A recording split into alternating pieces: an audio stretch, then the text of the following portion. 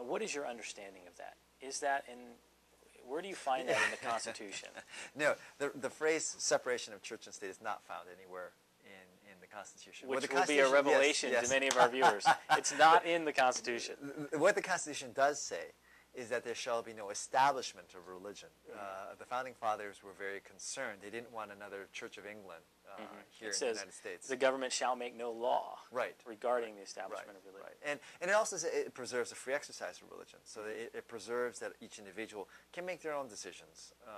Obviously, I'm Christian, and I think that's the best way to do it. But I mean, I fully respect if you find that your faith should Hindu or Muslim or whatever, you make your own decision on that.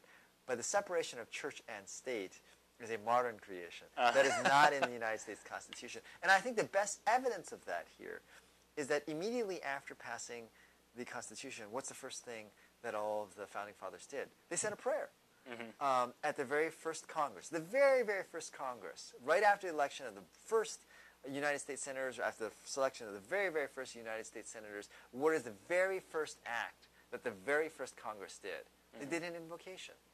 So to say that there should be this rigid separation between church and state is simply erroneous. And I accept, I mean, and you look also, our currency, what does it say on our currency? In God we trust. I think having faith and a good moral foundation was recognized by our Founding Fathers as essential to modern life. Now, that doesn't mean I believe we should have a state religion. It doesn't mean that I think we should have ayatollahs dictating in some sort of supreme guardian councils they have in Iran. But it also doesn't mean we should have this rigid separation and religion should not be any part of our life. Well, I'd love to talk more about this subject with you. Maybe another time we can do it. But I did, before we close here, I wanted to give you an opportunity to recap just quick one-liners about all the different subjects that we did for the viewers. So, healthcare.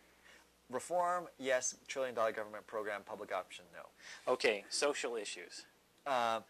Marriage between one man, one woman, reduce the number of abortions we have in America. Okay. Education in the family. Individual decisions, get the government out of the decision-making process. Okay. Taxes and finances. We need to reduce the amount of taxes and way reduce the amount of government spending. And constitutional interpretation. Strict construction of the Constitution. Okay. Well, do you have any closing remarks that you'd like to share with our viewers? Yeah, if you can give me just real quickly, thing I would like to impress upon you and all of the viewers, two real quick things. The theory of our American democracy is supposed to be that politicians do what's in the best interest of the people. Having served in elective office for nearly 10 years, I'll tell you that's not true. They do what's in the best interest of the voters.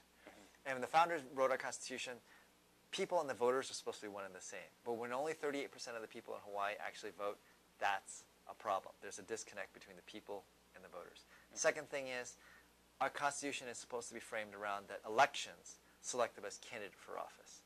I will tell you, having run for office multiple times, they don't. Elections determine the best campaign. And the best candidate and the best campaign are also not one and the same.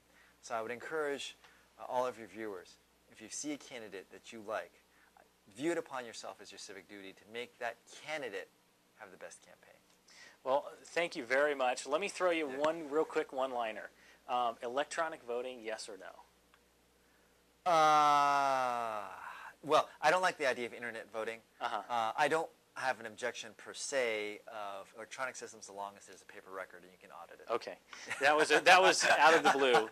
It just popped into my mind. Well, listen, Councilman Djou, thank you very much. We appreciate your time.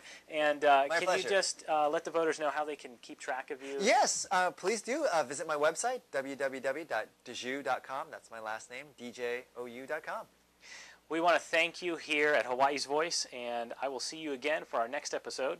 Aloha.